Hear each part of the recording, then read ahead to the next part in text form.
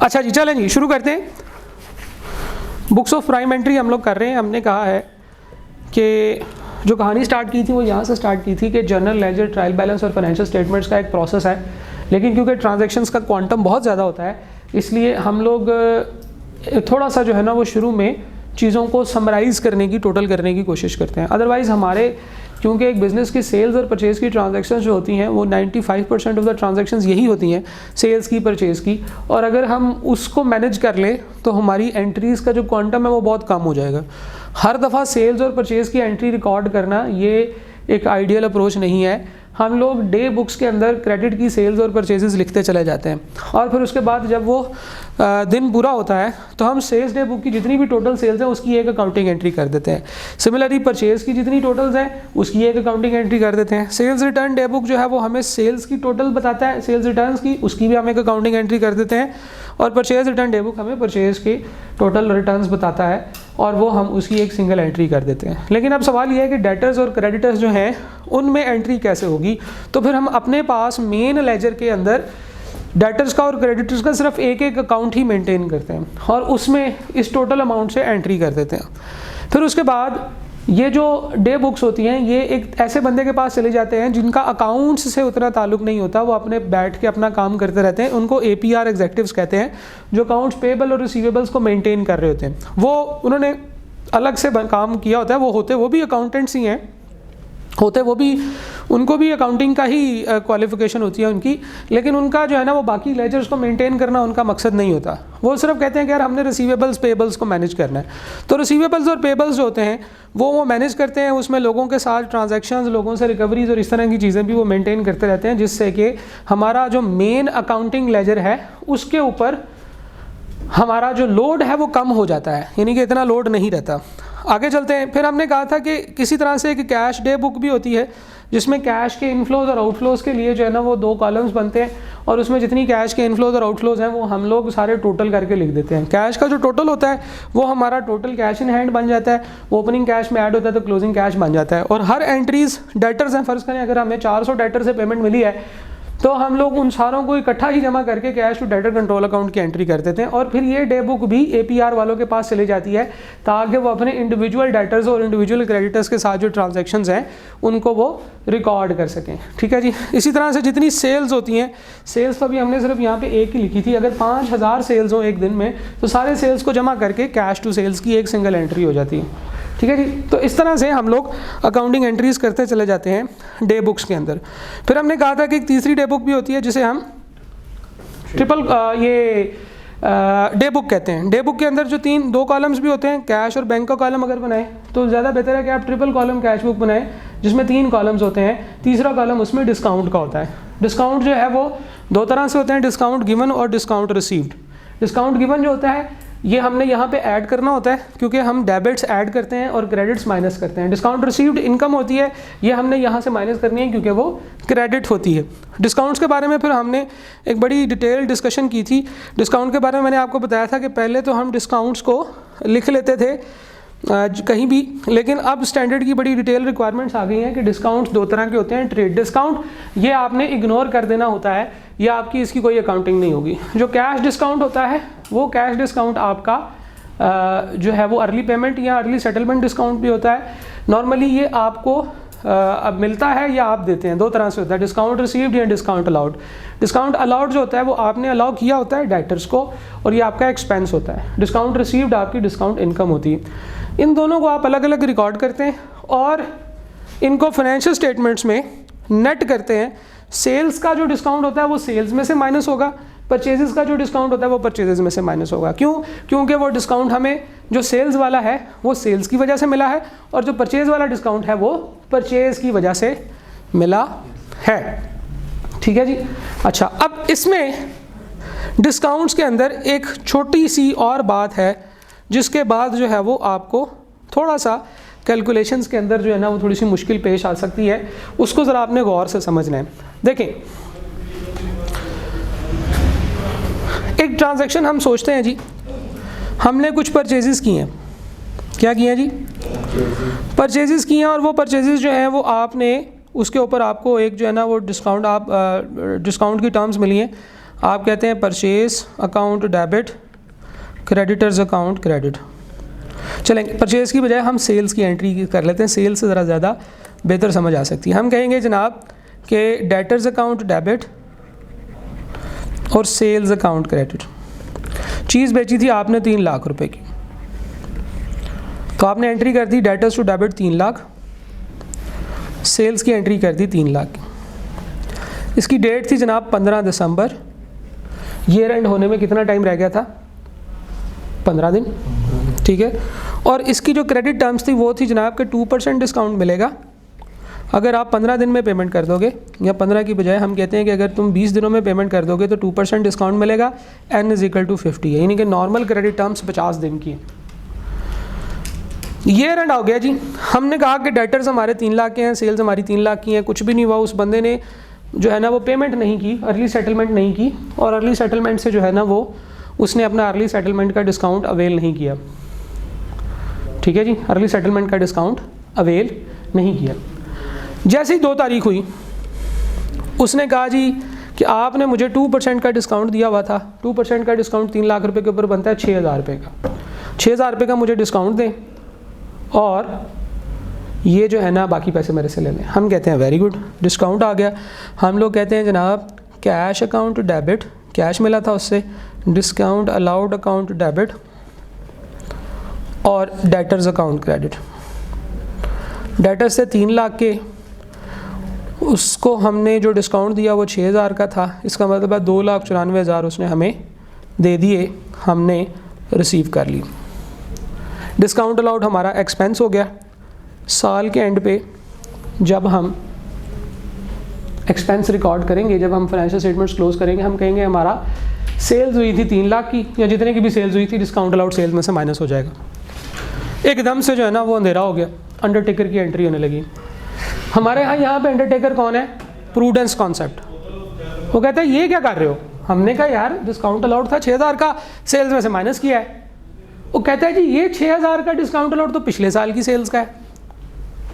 हम देखा नहीं, मिला तो इसी साल है। किस साल मिला है जी? 2 तारीख को, 2 जनवरी को, इस साल 2 जनवरी। तो प्रूडेंस कॉन्सेप्ट ये कहता है कि यार आपके सारे टीचर आपको पढ़ा के समझा के मर गए कि जिस साल का एक्सपेंस है उसी साल रिकॉर्ड होना चाहिए। तो आपने ये पिछले साल का एक्सपेंस है, पिछले साल की सेल से रिलेट कर रहा है, आपने इस साल लिख दिया। तो हमने कहा अब क्या करें? उसने कहा मैं आपको बताता हूँ क्या करें। उसने कहा कि भैया ये जो तुम्हारा डिस्काउंट अलाउड है ना, ये वाला डिस्काउंट अलाउड, इस डिस्काउंट अलाउड को तुम जो है वो 2 हिस्सों में डिवाइड करो। अगर तुम्हें ये लगे कि जो कस्टमर है, customer will avail the discount, customer will avail the discount, तो फिर आप इसको नेट अमाउंट से ही रिकॉर्ड करो। आप 3 लाख की सेल्स रिकॉर्ड ही ना करो, आप सेल्स को नेट अमाउंट से रिकॉर्ड करो। अगर तुम्हें लगता है कि कस्टमर ने डिस्काउंट अवेल कर लेना है तो डिस्काउंट रिकॉर्ड ही ना करो, या डिस्काउंट का मौका ही ना छोड़ो, ठीक है। और अगर तुम्हें लगता है कि कस्टमर अवेल नहीं करेगा, विल नॉट अवेल, तो फिर ऐसे ही करो जैसे करते हो, यानी कि ग्रॉस अमाउंट पे सेल्स रिकॉर्ड कर लो, ठीक है जी। ग्रॉस अमाउंट पे सेल्स रिकॉर्ड कर लो। अब इसका क्या मतलब है? सेम सिनेरियो, अगर हमें लगता है कि कस्टमर जो है वो अपना डिस्काउंट अवेल करेगा तो हम पहले ही दिन 2,94,000 की सेल्स रिकॉर्ड करेंगे नेट अमाउंट की। नेट का मतलब होता है माइनस करने के बाद। तो इफ़ वी बिलीव कि कस्टमर जो है वो डिस्काउंट अवेल करेगा, तो हम लोग 15 दिसंबर को ही जो एंट्री करेंगे वो हम करेंगे क्या? डेटर्स टू सेल्स, और डेटर्स की एंट्री जो है वो हम नेट अमाउंट से करेंगे, यानी कि 2,94,000 से ही। हालांकि चीज़ जो है वो उसको 3 लाख की बेची है, उसको इनवाइस भी 3 लाख की दी है, सारा कुछ 3 लाख का किया, हमने डेटर टू सेल 3 लाख ही करना है, ताकि अगर वो 2 जनवरी को पेमेंट करे तो हमें उस वक्त एक ऐसा एक्सपेंस रिकॉर्ड ना करना पड़े जो बेसिकली पिछले साल की सेल्स का है। देखो जब पिछले सालों के डेटर में प्रॉब्लम होती है, बैड डेट होते हैं, प्रोविजन होती है, हम प्रोविजन भी तो इसलिए रिकॉर्ड करते हैं कि पिछले सालों के बैड डेट्स अगले सालों को इम्पैक्ट ना करें। ठीक है जी। तो 2 जनवरी को हम जब उसे कैश लेंगे तो कैश अकाउंट डेबिट और डेटर्स अकाउंट क्रेडिट 2,94,000 से।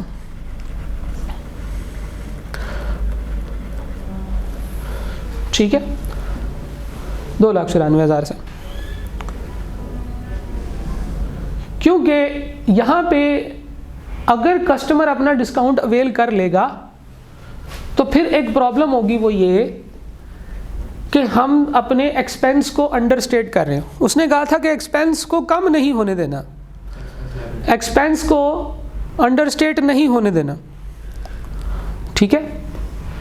हाँ, अगर आपको लगता है कि कस्टमर डिस्काउंट अवेल नहीं करेगा तो फिर आप उसको ग्रॉस अमाउंट पे लिखें, यानी कि आप कस्टमर की एंट्री 15 दिसंबर को क्या करेंगे, 15 दिसंबर को आप डेटर टू सेल उसी तरह से लिखें 3 लाख से।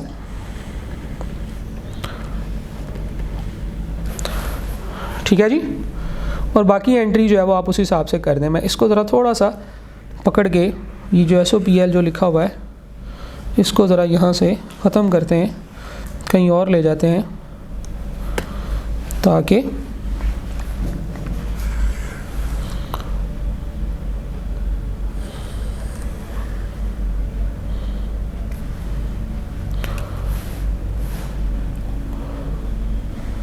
हमारे पास लिखने की जगह हो। अच्छा जी, तो ये बात आपको समझ आई है क्या कि जनाब अगर हमारे पास डिस्काउंट अलाउड में कस्टमर के ऊपर हमें यकीन हो कि ये अपना डिस्काउंट जो है वो अवेल कर लेगा, तो फिर जो है ना हम लोग इसकी आज ही एंट्री जो है वो नेट अमाउंट से करेंगे। अब फ़र्ज़ करें कि कस्टमर जो है वो पेमेंट 2 जनवरी को करता ही नहीं, वो पेमेंट जो है वो 20 जनवरी को करता है। तो 2 सिनेरियोज हो सकते हैं ना। सिनेरियो 1 कि कस्टमर ने डिस्काउंट अवेल कर लिया है तो हमने उतने का ही कस्टमर रिकॉर्ड किया हुआ था। सिनेरियो 2 क्या हो सकता है कि जनाब कस्टमर ने डिस्काउंट अवेल नहीं किया, तो फिर कस्टमर कितने पैसे पे करेगा, 3 लाख पूरे पे करेगा। तो हमारे पास कैश आएगा 3 लाख से, डेटर्स जाएंगे 2,94,000 से, 6,000 इधर आएगा। वो कहता है कि इस 6,000 को सेल्स रिकॉर्ड कर लें, मज़ीद सेल्स रिकॉर्ड कर लें, क्योंकि असल में तो 3 लाख की सेल्स की थी ना। हमारा ये ख्याल था कि कस्टमर जो है वो डिस्काउंट अवेल कर लेगा, हमने इसलिए डिस्काउंट माइनस करके सेल्स की अमाउंट कम करके लिखा था। तो स्टैंडर्ड ये कहते हैं कि इस केस में अगर आपको ये लगता है कि वो बंदा पेमेंट अपना डिस्काउंट जो है वो अवेल करेगा तो फिर नेट अमाउंट से लिखें, और अगर फ़र्ज़ करें कि वो हमारे लगने के बावजूद जो है वो डिस्काउंट अवेल नहीं कर पाया तो फिर सेल्स मज़ीद रिकॉर्ड कर लें आप। ठीक है जी, 6,000 रुपये की मज़ीद सेल्स रिकॉर्ड कर लें। इधर सिनेरियो सेम है, अगर वो डिस्काउंट अवेल करता है तो उसको उस वक्त डिस्काउंट अलाउड कर दे दें, अगर वो डिस्काउंट अवेल नहीं करता तो पूरे 3 लाख रुपए दे देगा। ठीक है जी। तो सिर्फ़ और सिर्फ डिस्काउंट अलाउड के केस में अगर कस्टमर जो है वो हमें बिलीव है कि कस्टमर जो है वो अपना डिस्काउंट जो है वो अवेल कर लेगा, तो फिर हम शुरू से ही उसकी एंट्री जो है वो नेट अमाउंट से करेंगे, ग्रॉस अमाउंट से नहीं करेंगे। क्या इस तरफ भी ऐसे होना चाहिए क्रेडिटर्स वाली साइड पे कि अगर आपको लगता है कि आप डिस्काउंट रिसीव कर लेंगे तो आप इसको अभी से इनकम रिकॉर्ड कर लें? ऐसा करने की ज़रूरत नहीं है, क्योंकि प्रूडेंस कॉन्सेप्ट ये कहता है कि इनकम्स के हवाले से उसके अंडरस्टेट होने का ख़तरा नहीं है मुझे, वो आप जानो और आपकी जो है ना वो मर्ज़ी जाने। लेकिन उसने कहा एक्सपेंसेस को जो है वो अंडरस्टेट नहीं होने देना। इससे क्या हो रहा है, आप इनकम अभी रिकॉर्ड नहीं कर रहे ना, तो वो ये कहता है कि भाई ठीक है इसमें ना करें, इसमें आप जो है ना टेंशन नहीं है। इसमें वो आपको देखा उसने गुस्से से लेकिन छोड़ के चला गया, उसने कहा बात तो आप अभी भी ठीक नहीं कर रहे, लेकिन मैं आपको यहाँ पे कुछ नहीं कहता। लेकिन डिस्काउंट अलाउड के केस में कस्टमर अगर डिस्काउंट अवेल कर लेगा आपको लगता है, तो फिर आपने नेट अमाउंट से एंट्री करनी है। सही है जी। तो ये सिर्फ और सिर्फ डिस्काउंट्स के केस में है। डिस्काउंट्स में से भी डिस्काउंट अलाउड के केस में से है, और उसमें से भी कस्टमर अगर डिस्काउंट अवेल करेगा तो नेट अमाउंट पे एंट्री करें, और नेट अमाउंट पे एंट्री करने की जो आपको मैंने बात बताई है वो ये, ठीक है जी। तो नॉर्मली इसका कैसे पता चलता है कि कस्टमर डिस्काउंट अवेल कर लेगा? वो कहते हैं जी कस्टमर डिस्काउंट अवेल कर लेगा, company believes that the customer will be able to avail the discount, या customer has a past history of availing the discount, ठीक है। अक्सर बात ऐसे होता है ना कि कस्टमर जो है वो कहता है यार तू सामान चुका, पैसे मिल जाएंगे, पैसे मैं तुम्हें पहले दूंगा। ये कभी कभार कस्टमर बार्गेन कर रहा होता है कि यार तुम उधार पे चीज़ देते हो तो तुम 15 रुपये का यूनिट देते हो, मैं तुम्हें अभी मौके पे पैसे दूंगा, मुझे 14.5 रुपये का यूनिट दो। तो कस्टमर भी बार्गेन करता है कि भाई अब मैं तुम्हें पैसों अर्ली पेमेंट की वजह से डिस्काउंट तुमसे ले रहा हूँ। तो ये जो अर्ली पेमेंट का डिस्काउंट होता है, ठीक है जी, वो आपका ट्रेड डिस्काउंट ये नहीं होता। ट्रेड डिस्काउंट तो वो वैसा डिस्काउंट होता है ना जो आपको लिस्ट प्राइस पे डिस्काउंट मिला है। जो आपने कैश पेमेंट की वजह से या अर्ली सेटलमेंट की वजह से जो डिस्काउंट लेते हैं वो आपके ये कैश डिस्काउंट्स होते हैं, वो आपने रिकॉर्ड करने होते हैं। देखिए आपको ये चीज़ मिल रही है, आप 15 रुपये की ले रहे हैं, उधार पे मिल जाएगी, ये आप ले लें। लेकिन अगर आपको 14.5 रुपये की तब मिलेगी जब आप कैश पेमेंट करेंगे, तो वो आपकी कैश की मौके पे पेमेंट करेंगे, तो वो आपका ट्रेड डिस्काउंट है, ठीक है। यानी कि क्योंकि वो मौके पे पेमेंट कर रहे हैं ना, वो तो आपकी जो है ना वो क्या होगी, बल्कि कैश की परचेजेज हो गई। लेकिन अगर आपको एक ऐसा डिस्काउंट मिलता है जो कि बेसिकली किसी ख़ास काम को ख़ास तरीके से करने से मिल रहा है, तो वो आपका डिस्काउंट होगा जिसको आपने बुक्स में रिकॉर्ड करना है, ठीक है जी, क्या समझे? ठीक है। तो ये एक डिस्काउंट के अंदर एक अपडेट आई है कि डिस्काउंट जो है उसमें सिर्फ डिस्काउंट अलाउड के केस में कस्टमर अगर डिस्काउंट अवेल करेगा तो स्टैंडर्ड ये कहता है कि ये बेहतर है कि आप इसको नेट अमाउंट से रिकॉर्ड करें। लेकिन फिर वो ये भी कहता है ना भी करो तो कोई गल नहीं, तो उन्होंने माफ़ किया। तो स्टैंडर्ड ये कहता है कि आइडियल ये है कि आप इसको नेट अमाउंट से करें, अगर ना भी करेंगे तो नुकसान आपका ही है। लेकिन मैं ये कहता हूँ क्योंकि अच्छी बात ये है कि प्रूडेंस कॉन्सेप्ट के मुताबिक कि ग्रॉस अमाउंट से नहीं बल्कि नेट अमाउंट से रिकॉर्ड करना है जब कस्टमर डिस्काउंट अवेल करने की पोजीशन में होगा, ठीक है। सेल्स के केस में ऐसा करने की ज़रूरत नहीं है, ठीक है जी। तो ये होगी डिस्काउंट्स के हवाले से बात। इसमें कोई सवाल? अच्छा जी, रिटर्न्स के केस में हम लोग जो हैं वो कुछ डॉक्यूमेंट्स और इस तरह की चीज़ें जो हैं वो यूटिलाइज़ करते हैं। बिज़नेस की ट्रांजैक्शंस के केस में कुछ डॉक्यूमेंटेशन जो है वो आपकी बुक में बताई गई हैं। हम उस डॉक्यूमेंटेशन को जो है वो थोड़ा सा देख लेते हैं कि बेसिकली कुछ डॉक्यूमेंट्स होते हैं जो परचेज़ के दौरान या सेल्स के दौरान जो है वो बनते हैं, ठीक है। नॉर्मली इन डॉक्यूमेंट्स का हमारे साथ कोई इतना ताल्लुक़ नहीं होता, लेकिन अगर आप जो है वो सोचें गौर से तो ये सारे डॉक्यूमेंट्स की ये सारी कम्युनिकेशन हमारे घर में हो रही होती है, ठीक है। ये ऐसे ही है जैसे कि आपकी अम्मी जान जो है वो आपके अब्बू जान को कहें कि जाओ टमाटर लेके आओ, ठीक है जी। तो अब अब्बू जान कहें अच्छा जी कौन से टमाटर कहाँ से लेने हैं, किस तरह के होने चाहिए, ये जो है वो उन्होंने आपसे आपकी वालदा से पूछा कि हाँ भाई बताओ आप कौन सा टमाटर कैसे, पैसे भी दे दें। तो पैसे भी जो है ना वो नहीं होते, हों भी तो वो कहते हैं नहीं ये तो मेरे चाय पानी के पैसे हैं, ये मेरे सिगरेट तंबाकू के पैसे हैं, तो पैसे भी दो भाई, टमाटर के पैसे नहीं।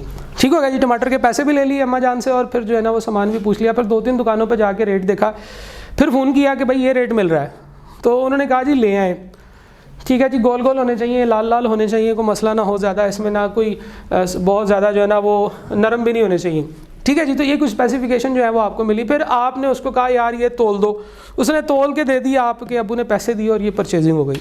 वापस आए और वापस आके वालदा मोहतरमा को थमा दिए गए कि ये ले जाइए आप इसमें से जो पकाना चाहती हैं वो पका लें। तो ये जब सारा काम बिज़नेस के अंदर होगा तो ये इसमें बहुत सारे लोग इन्वॉल्व होंगे, बहुत सारे लोग इन्वॉल्व होंगे, और वो जो लोग होंगे वो उनकी दरमियान में कुछ कम्युनिकेशन होगी, हर कम्युनिकेशन का एक डॉक्यूमेंट बनेगा, उस डॉक्यूमेंट का क्या नाम है वो अब हम लोग डिस्कस करने लगे हैं। तो सबसे पहले एक डॉक्यूमेंट होता है जी जिसे हम कहते हैं परचेज़ रिक्विजिशन। परचेज़ रिक्विजिशन जो है ये प्रोडक्शन डिपार्टमेंट कहता है कि भाई मुझे फ़लाँ चीज़ चाहिए, किसको कहता है, जिसने चीज़ें परचेज़ करके देनी होती हैं। परचेज़ करने वाले डिपार्टमेंट को प्रोक्योरमेंट डिपार्टमेंट कहते हैं या परचेज़ डिपार्टमेंट कहते हैं, PR या परचेज़ डिपार्टमेंट। तो परचेज़ रिक्विजिशन बेसिकली बिज़नेस के अंदर जिसको चीज़ चाहिए होती है वो एक डॉक्यूमेंट फिल करता है, वो कहता है मुझे फ़लाँ चीज़ चाहिए, मुझे फ़लाँ नंबर ऑफ़ यूनिट्स चाहिए, मुझे इतने यूनिट्स चाहिए, मुझे इतनी फ़लाँ रॉ मटेरियल फ़लाँ क्वालिटी में इस तरह से चाहिए। तो परचेज़ रिक्विजिशन एक डॉक्यूमेंट होता है जिसमें फॉर्मली बिज़नेस के अंदर जो लोग प्रोडक्शन कर रहे होते हैं वो कहते हैं कि जनाब ये डॉक्यूमेंट, ये चीज़ हमें चाहिए। एक रिटन डॉक्यूमेंट होता है, इसके ऊपर बहुत सारे लोगों के सिग्नेचर्स होते हैं और जो है ना वो परचेज़ रिकमेंडेशन जो होती है, परचेज़ रिक्विजिशन जो होती है, ये बड़ा ज़रूरी है कि उस बंदे की तरफ से आए जो कि परचेज़ रिक्विजिशन मांग भी सकता है। अगर आप अपने अब्बा जी से कहेंगे कि अब्बा जी हमें कुछ चीज़ चाहिए, तो आपकी तो कोई वैल्यू नहीं है ना, वो तो नहीं, आपको तो नहीं कुछ भी देंगे, वो कहेंगे जाओ, तुम्हारी कोई जो है ना वो रिक्विजिशन नहीं मानी जाएगी। लेकिन आप अगर अपनी वालदा मोहतरमा को कहें कि हमें ये चीज़ लेकर दें, तो फिर अब्बा जी के अब्बा जी भी लेके देंगे, है ना, सही है। तो परचेज़ रिक्विजिशन जो है वो कहाँ से आनी चाहिए? परचेज़ रिक्विजिशन हमारी अप्रोप्रिएट अथॉरिटी की तरफ से आनी चाहिए, हेड ऑफ द डिपार्टमेंट के साइन होने चाहिए उसके ऊपर। जो भी परचेजेस आपने करनी है वो परचेजेस आपकी जो है ना वो होनी चाहिए। कभी कभार ऐसे भी होता है कि कुछ परचेज रिक्विजिशंस ऐसी होती हैं जो जनरली बना दी जाती हैं और उसके ऊपर एक टाइम लिख दिया जाता है कि हर इतने टाइम पीरियड के बाद जो है वो आपने इसको लेकर आना है। जैसे फॉर एग्जांपल आपको एक स्टैंडिंग परचेज ऑर्डर मिल जाए कि जनाब रोज़ाना शाम को आते हुए दूध लेकर आना है, तो ये एक्सटेंडिंग परचेज रिक्विजिशन है। इसमें हर दफ़ा परचेज रिक्विजिशन ऑफर करने की, इशू करने की, साइन करने की ज़रूरत नहीं है। जिस दिन आप दूध नहीं लेकर आएंगे उस दिन आपको ऑटोमेटिकली पूछ लिया जाएगा कि आज फिर आपको चाय नहीं मिलेगी, ठीक है। बोलता है तो चले, आपका भी हो जाएगा बहुत जल्द, ठीक है। तो ये है जनाब सारी परचेज रिक्विजिशन। परचेज रिक्विजिशन जो होती है ये स्ट्रिक्टली आपने जो है ना वो बिज़नेस डॉक्यूमेंटेशन के अंदर रखनी है। घर में अब्बा जी को जाके ये पट्टी नहीं पढ़ानी, ये ना हो कि वालदा मोहतरमा को कहें कि हाँ भाई टमाटर लाने परचेज रिक्विजिशन दो, ऐसा नहीं होगा। परचेज रिक्विजिशन जो है ये एक इंटरनल डॉक्यूमेंट होता है जिसमें एक डिपार्टमेंट दूसरे डिपार्टमेंट से कम्युनिकेशन करता है और उस दौरान कोई भी परचेजिंग नहीं होती, कोई भी अकाउंटिंग एंट्री नहीं होती, बस ये डिपार्टमेंट्स आपस में कम्युनिकेशन कर रहे हैं। फिर उसके बाद क्या होता है कि डिपार्टमेंट जो परचेज डिपार्टमेंट है वो कुछ सप्लायर्स से रब्ता करता है, ठीक है जी। डिफरेंट सप्लायर्स होते हैं उसके पास, कोई सप्लायर्स प्री क्वालिफिकेशन में उसके पास ऑलरेडी शॉर्ट लिस्टेड होते हैं कि यार इन लोगों से हम सब सामान लेते हैं, इन लोगों से ही सामान लिया जाएगा। कभी कभार मार्केट में रिसर्च की जाती है ये आइडेंटिफाई करने के लिए कि कौन से सप्लायर्स हैं जिनसे हम चीज़ ले सकते हैं। इस तरह की चीज़ों के अंदर हम लोग सप्लायर्स के पास जाते हैं और उन्हें कहते हैं कि भाई एक कोटेशन दे दो, ये चीज़ इतनी क्वांटिटी में, इतनी क्वालिटी में, ऐसी चीज़ तुम कितने में डिलीवर करोगे, कब डिलीवर करोगे, इस तरह की बहुत सारी चीज़ें जो है ना वो मांग ली जाती हैं। इसे हम कोटेशन कहते हैं। वो कोटेशन जब आती हैं तो वो सारी की सारी कोटेशंस दोबारा प्रोडक्शन डिपार्टमेंट वालों को बताई जाती हैं कि भाई अब बताएं इनमें से आपको कौन सी क्वांटिटी की कौन सी चीज़ जो है वो चाहिए।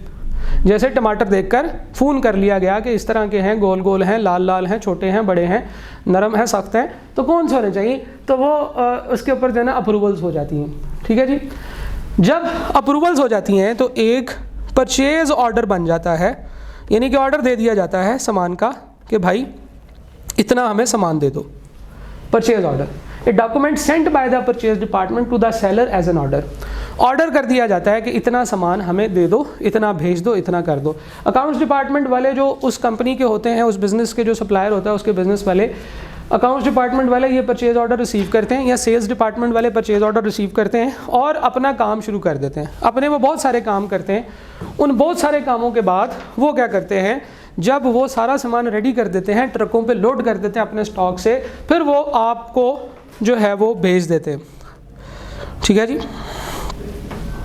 आपके पास जब वो सामान आ जाता है आप उसको अपने उसमें स्टॉक में सेव कर लेते हैं। स्टॉक का जो कीपर होता है, यानी कि स्टोर का जो इंचार्ज होता है, स्टोर कीपर जिसको हम कहते हैं, वो जब वो चीज़ें रिसीव करता है वो कहते हैं ये कहाँ से आई, तो हम उसे कहते हैं कि देखो भाई ये तुम्हारे डिपार्टमेंट का परचेज रिक्विजिशन है, ये तुम्हारे डिपार्टमेंट का ऑर्डर है।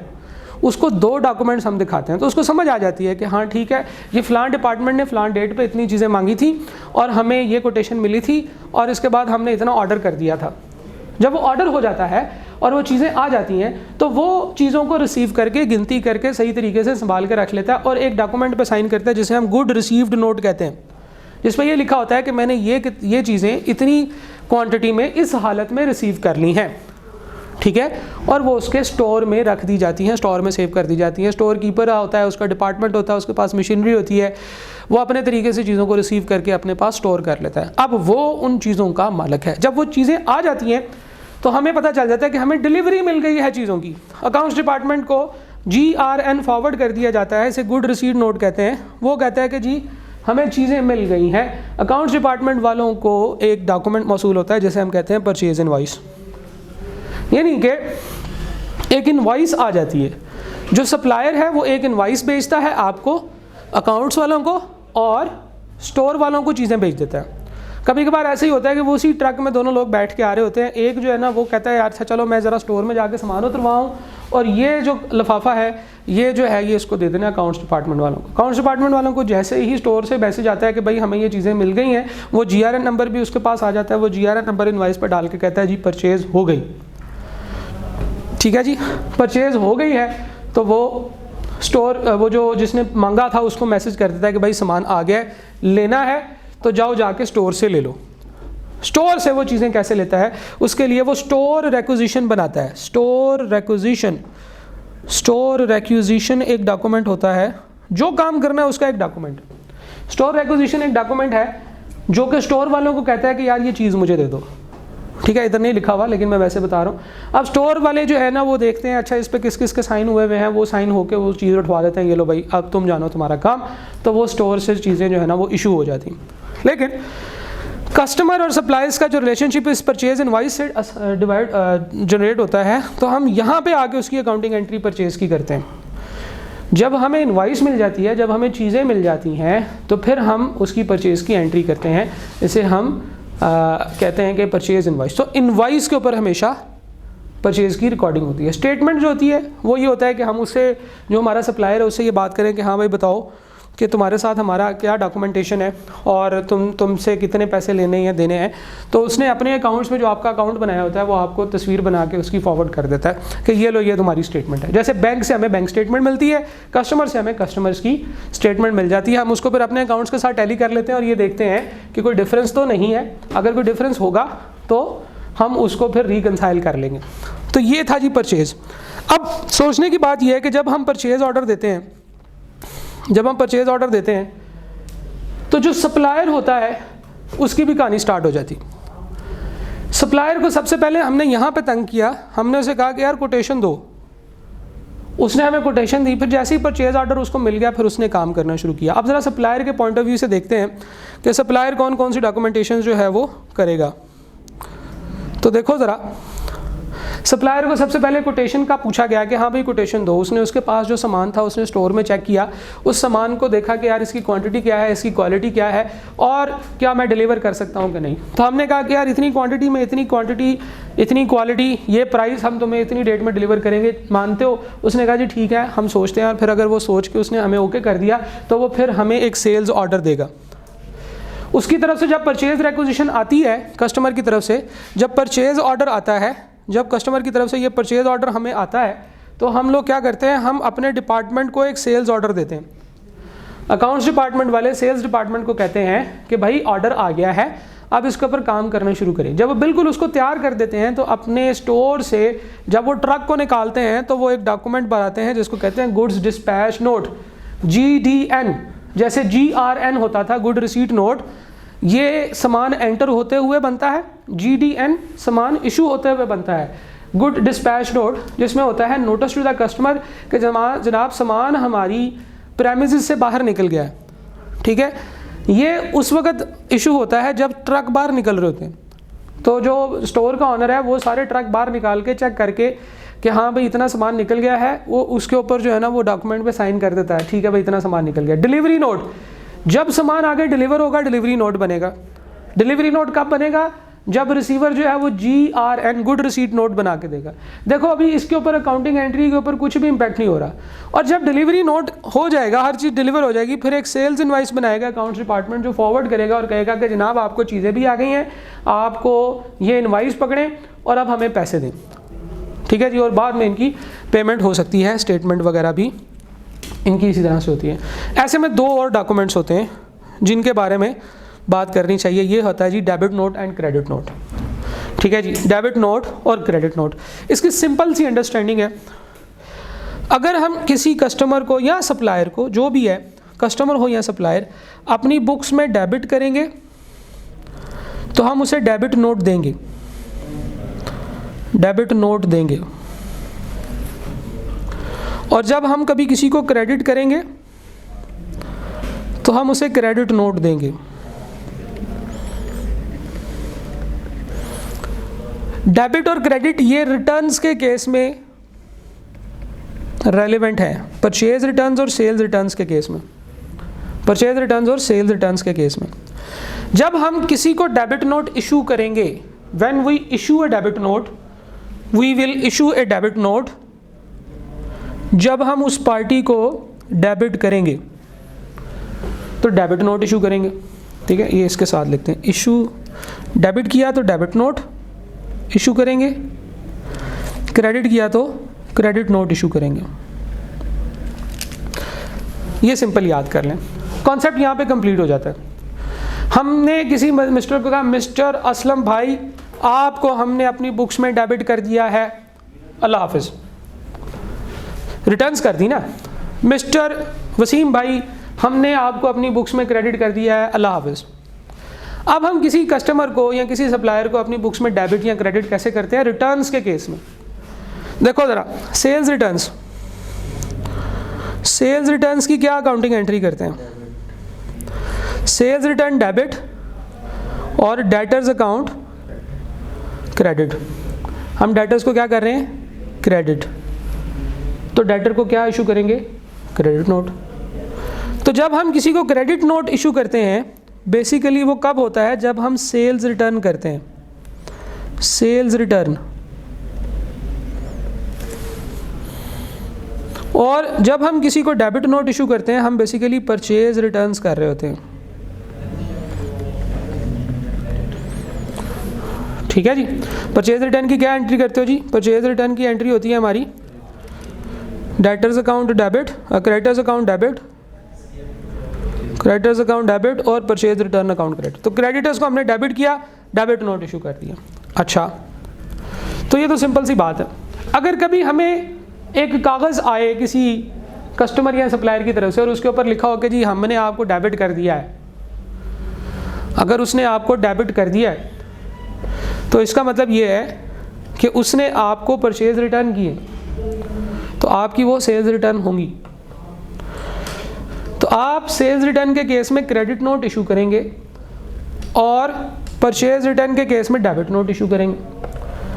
तो अगर किसी ने आपको डेबिट नोट दे दिया तो आपको बदले में उसको क्रेडिट नोट देना होगा। ठीक है, तो ये है इशू। अगर आप कहीं से रिसीव कर लें तो उसका क्या मतलब है? उसका ये मतलब है कि वो इसका रिवर्स हो जाएगा। अगर आपको क्रेडिट नोट मिले तो इसका मतलब है परचेज रिटर्न, और अगर डेबिट नोट मिले तो सेल्स रिटर्न। ठीक है जी। तो अगर इशू करना है डेबिट नोट तो परचेज रिटर्न के केस में इशू करना है, और अगर आप रिसीव करते हैं डेबिट नोट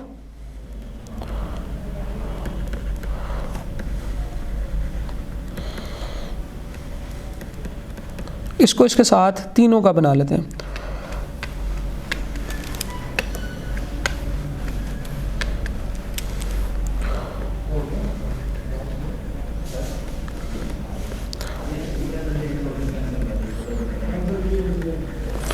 तो ये बेसिकली इन तीनों वेरिएबल्स का आपस में रिलेशनशिप जो है वो कोई बिल्कुल आसान है। अगर आप दो याद कर लें तो उसके बाद सारे आप इस तरह से टेबल से बना सकते हैं।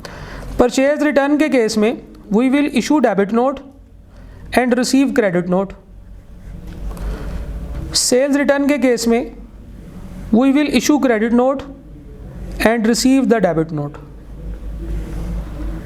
और ये भी कहानी कहाँ से स्टार्ट होती है? यहाँ से कि अगर आपने किसी को अपने अकाउंट्स में डेबिट किया उसको डेबिट नोट दे दें, अपने अकाउंट्स में क्रेडिट किया तो उसको क्रेडिट नोट दे दें।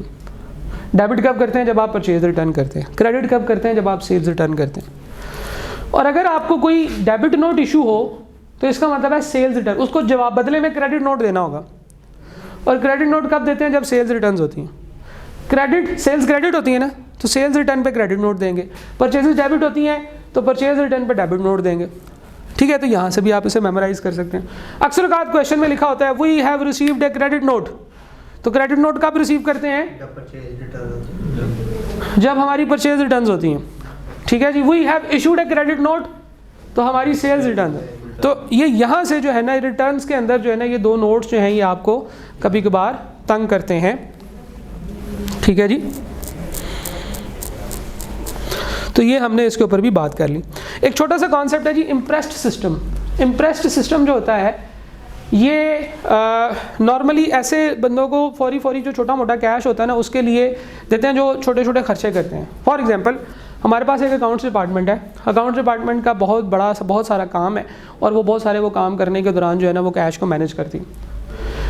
लेकिन कैश तो बड़ा कैश है कि वो पहले ही बेचारा इतना परेशान है, इतना सारा कैश आ रहा है, इतना सारा कैश आ रहा है, डेली हज़ारों ट्रांजेक्शन हो रही हैं। साथ में हम उसे कह रहे हैं कि चाय के दूध के पैसे भी दे दो, साथ में हम उसे कह रहे हैं कि वॉशरूम साफ़ करने के लिए तेज़ाब लेके आना है, उसकी बोतल के पैसे भी दे दो, ठीक है। साथ में हम उसे कह रहे हैं कि यार कोई गेस्ट आ गए उनके बिस्किट के पैसे भी दे दो। तो वो अकाउंट के अंदर एक ही एंट्री, वो जो कैश अकाउंट है उसके अंदर इतनी एंट्रीज करते रहेंगे, कैश अकाउंट ही सबसे बड़ा बन जाएगा हमारा, कि हमने हर छोटा छोटा खर्चा जो है वो किसी फ़कीर आया, फ़कीर को 20 रुपये दिए जी उसके पैसे दे दें। तो ऐसा नहीं करते हम क्या करते हैं, अकाउंट्स वाले कुछ लोगों को जो कि फॉर एग्ज़ाम्पल छोटे छोटे ऐसे लोग हो सकते हैं जो ऑफिस बॉयज़ हैं, ऑफिस बॉयज़, उन ऑफिस बॉयज़ को कुछ अमाउंट जो है वो दे देते हैं, 10,000 रुपये फॉर एग्ज़ाम्पल दे दिए, ठीक है। अकाउंट्स डिपार्टमेंट वालों ने ऑफिस बॉयज़ को 10,000 रुपये दे दिए, एंट्री कर दी है impressed account debit cash account credit. क्या एंट्री कर दी है? Impressed account debit cash credit. ये इम्प्रेस्ड अकाउंट जो होता है ये भी कैश की तरह ही होता है, लेकिन ये कैश जो है ये कैश अकाउंट में नहीं पड़ा हुआ, बल्कि ये एक ऑफिस बॉय को हमने दे दिया है। अब ऑफिस बॉय जो है उसके पास 10,000 रुपये कैश आ गया, वो जो भी सामान लाना है उसने वो लेकर आएगा, चाय पानी छोटे मोटे खर्चे वो करता रहेगा और लिस्ट बनाता रहेगा। जब वो लिस्ट बनाता रहेगा, जब उसके पैसे ख़त्म होने लगेंगे, वो फ़र्ज़ करें उसने पूरे 10,000 खर्च कर लिए, वो 10,000 की लिस्ट लाएगा आपके पास, 10,000 की लिस्ट लाएगा आपके पास और कहेगा जनाब ये 10,000 के हमारे मेंटेनेंस के खर्चे हो गए, मेरे पास पैसे ख़त्म हो गए, हम उसे मज़ीद 10,000 दे देंगे, हम उसे मज़ीद 10,000 दे देंगे। तो इम्प्रेस्ड सिस्टम में एक बात ये होती है कि किसी भी वक्त में उसके पास कुछ पैसे होते हैं और जब वो ख़त्म हो जाते हैं तो हम फिर दोबारा उतनी अमाउंट में उसको ले जाते हैं जितनी हमने तय की होती। ऐसा भी हो सकता है वो कहे कि सर 10,000 तो रोज़ाना ही ख़त्म हो जाते हैं, आप मेरे पैसे बढ़ा के 20,000 कर दें ताकि मैं 3-4 दिन बाद आपके पास आया करूँ। तो इम्प्रेस्ड सिस्टम जो होता है बेसिकली ये एक छोटा सा नन्ना मुन्ना सा एक कैश अकाउंट होता है जिसमें अलग से एंट्री होती है। अच्छा, वो क्या करेगा, वो जनाब उसने किसी को 30 रुपये दिए, किसी को 50 रुपये दिए, किसी को 70, कभी 1500, कभी 150, इस तरह की पेमेंट करते सारे दिन के एंड पे जो है वो जब उसके 10,000 पूरे हो जाएंगे ना, वो 10,000 रुपये की आपको बताएगा कि इतने खर्चे मैंने कर दिए। आप उसे कहेंगे कहाँ खर्चे किए। ऐसा हो सकता है कि सारे के सारे खर्चे कुछ मिसलिनियस एक्सपेंस में चले गए, मिसलिनियस एक्सपेंस में 7,000 के खर्चे हैं और रिपेयर मेंटेनेंस में जो है ना वो 3,000 के खर्चे हैं। तो आप उसे 10,000 रुपये अपने पास से मज़ीद दे देंगे और ये 10,000 रुपये की टोटल अकाउंटिंग एंट्री रिकॉर्ड कर लेंगे, ठीक है। वो कैसे करेंगे, आपने क्या किया, आपने कहा कि अच्छा हाँ भाई 3 दिन के बाद वो आया, तो हमने कहा repair maintenance expense account debit 7,000 से, नहीं 3,000 है, और मिसलिनियस एक्सपेंस अकाउंट क्रेडिट 7,000 से, और उसको मज़ीद कैश दे दिया 10,000 रुपये। तो उसका 10,000 रुपये का कैश मज़ीद इम्प्रेस्ड अकाउंट जो है, इम्प्रेस्ड अकाउंट को हमने छेड़ा कि नहीं छेड़ा, नहीं छेड़ा। इम्प्रेस्ड अकाउंट का अगर टी अकाउंट बनाएंगे तो वो 10,000 रुपये ही पड़े हुए हैं उसके पास। जब भी वो कभी कम होने लगते हैं हम उससे पूछते हैं किधर खर्चे किए हैं और बाकी एंट्री दोबारा कर देते हैं। तो इम्प्रेस्ड अकाउंट भी बुक्स ऑफ प्राइम एंट्री की तरह हमें हेल्प करता है कि हम हर ट्रांजैक्शन, हर छोटी छोटी ट्रांजैक्शन अपनी बुक्स में रिकॉर्ड ना करें, बल्कि ये किसी तीसरे बंदे के ज़िम्मे डाल दें। वो ऑफिस बॉय खुद ही लिस्ट बनाएगा और उसके बाद वो खुद ही उसकी अकाउंटिंग एंट्री हमें बता देगा, हम उतने की अकाउंटिंग एंट्री कर देंगे। अब अकाउंटेंट की रिस्पॉन्सिबिलिटी ये ज़रूर होगी कि वो इस 10,000 का टोटल चेक कर ले, वो ये भी चेक कर ले इसने कोई फ्रॉड तो नहीं किया। ऐसा हो सकता है कि इसके किसी मैनेजर को कहा जाए कि यार इसको चेक करो और इसके ऊपर साइन कर दो, ठीक है, और अकाउंटेंट वो साइन देख के कहेगा हाँ ठीक है मैंने चेक कर लिया। तो इम्प्रेस्ड अकाउंट होता है, इसमें शुरू में कुछ पैसे दे दिए जाते हैं और ये टी अकाउंट ऐसे ही पड़ा रहता है। इम्प्रेस्ड अकाउंट में कोई एंट्री नहीं होती, वो हर दफ़ा 10,000 लेता है, 10,000 किधर खर्च किए हैं वो हमें बताता है, हम उन अकाउंट्स में एंट्री कर देते हैं, इम्प्रेस्ड अकाउंट वहीं पर खड़ा है। तो इसे हम कहते हैं इम्प्रेस्ड अकाउंट, ठीक है जी। A very common petty cash system is called imprest system. Under this system a set amount is establish say 10,000। अच्छा उसने भी 10,000 लिखा है, मैंने तो रैंडमली कहा था, यहाँ पे एग्जाम्पल में भी 10,000 लिखा हुआ। This set amount is called the imprest. At any moment in time the petty cash balance plus the amount on invoices and notes should sum to this imprest periodically. यानी कि किसी भी वक्त हम उसे कहें हाँ भाई तुम्हारे पास कितने पैसे हैं, वो कहेगा कि जनाब 5,000 के खर्चे हो गए हैं, 5,000 मेरे पास कैश पड़ा हुआ है। तो जो खर्चे उसने किया, जो कैश उसको दिया है वो जमा होकर 10,000 बन जाना चाहिए। फिर किसी वक्त हम उससे पूछे कि हाँ भाई आज कितने पैसे हैं, कहता है जी 3,000 मेरे पास कैश है, 7,000 के खर्चे, ये लिस्ट बनी हुई है। तो ये बात है, at any time the petty cash balance plus the amount on invoices and notes जो उसने बनाया है सारा, उनकी सारी अमाउंट जमा करें, शुड सम टू इम्प्रेस्ड, वो 10,000 के इक्वल होना चाहिए। ठीक है जी। Periodically the invoices are removed and replaced by cash to reestablish the imprest in cash, यानी कि जब पैसे कम होते हैं तो हम उसको दोबारा दे देते हैं। या ऐसा भी हो सकता है हम उसे कहें कि यार हर 3 दिन बाद आया करो, जितने तुम्हारे खर्चे हों वो बता दिया करो, उसकी हम एक अकाउंटिंग एंट्री करेंगे, उतने तुम्हें पैसे दे दिया करेंगे। ठीक है जी। या जब वो पूरा ख़त्म हो जाए फिर आया करो, सही है। तो वो ये इसको हम इम्प्रेस सिस्टम कहते हैं। ठीक है जी। So this concludes the lecture, और ये यहाँ पे हमने इसको भी समझ लिया है, बुक्स ऑफ प्राइम एंट्री के जो ये जो डॉक्यूमेंट्स होते हैं, डॉक्यूमेंटेशंस, इसको भी समझ लिया है, डेबिट नोट क्रेडिट नोट को भी समझा। एक चीज़ याद रखिएगा कि ज़रा थोड़ा सा भी इस वक्त थ्योरेटिकल था तो थोड़ी आपको नींद भी आ रही है, खैर नींद तो वैसे भी आती रहती है, लेकिन आज कुछ ज़्यादा ही आ रही होगी है। तो इसके बाद कुछ थ्योरेटिकल कॉन्सेप्ट्स हैं जो कि चैप्टर 1 में है और मोस्टली चैप्टर 1 में है, चैप्टर 3 में भी हैं कुछ आपके थ्योरेटिकल कॉन्सेप्ट्स और थ्योरेटिकल अंडरस्टैंडिंग। वो सारी अंडरस्टैंडिंग जो है वो इससे भी ज़्यादा बोर है। बिज़नेस की डेफिनेशन क्या है, अकाउंट्स के करैक्टरिस्टिक्स क्या होते हैं, अकाउंटिंग सिस्टम क्या है, मटीरियलिटी, प्रूडेंस कॉन्सेप्ट, इस तरह की चीज़ें, इन सारी चीज़ों की जो है ना वो मैंने एक दफ़ा दिल पे पत्थर रख के और कड़वी सी ग्रीन टी पी के मैंने उसकी रिकॉर्डिंग कर दी। ठीक है। तो अब वो जो है वो बहुत ज़रूरी चीज़ें हैं। ठीक है जी। वो बहुत ज़रूरी बातें हैं, थ्योरेटिकली उसमें से काफ़ी पेपर आता है। तो उसकी बड़ी डिटेल्ड जो है ना वो अंडरस्टैंडिंग मैंने उसकी वीडियो लेक्चर्स की फॉर्म में, वो सिर्फ यही सोच के कि यार इसमें से सवाल आ सकता है तो उसको हमने जो है वो रिकॉर्ड किया हुआ। उसकी रिकॉर्डिंग्स आपके साथ शेयर होंगी, वो मैं जो है वो वैसे तो पोर्टल पे भी डाल दी हैं, ग्रुप्स में भी शेयर कर दूँगा। वो आप लोगों ने किसी वक्त आते जाते धूप सेकते हुए, बैठते हुए, अगर ठीक है, अगर जो बच्चा जो गर्मियों में देख रहा है वो तो मुझे कहेगा सर ये तो धूप सेकने वाली क्या बात कर दी आपने। ठीक है। एसी की हवा लेते हुए, तो वो आपने जो है ना वो रिकॉर्डिंग ज़रूर देख लेनी है। वो मुश्किल होगा मुझे पता है, तो वो आसान काम नहीं है रिकॉर्डिंग्स देखना, ख़ास तौर पे थ्योरेटिकल रिकॉर्डिंग्स, लेकिन वो बड़ी ज़रूरी हैं, उससे आपके सवाल आएंगे, तो वो आपने उसकी तैयारी कर लेनी। ठीक है जी। तो आप लोगों का तो अभी वीकेंड भी स्टार्ट हो रहा है, तो आप लोग वो वीडियो लेक्चर्स आपने देखने हैं। उसके अंदर चैप्टर 1-3 की थ्योरी है, कुछ उसमें वो भी है, फाइनल अकाउंट्स के चैप्टर की भी कुछ थोड़ी सी थ्योरी है। ठीक, चलें जी, थैंक यू।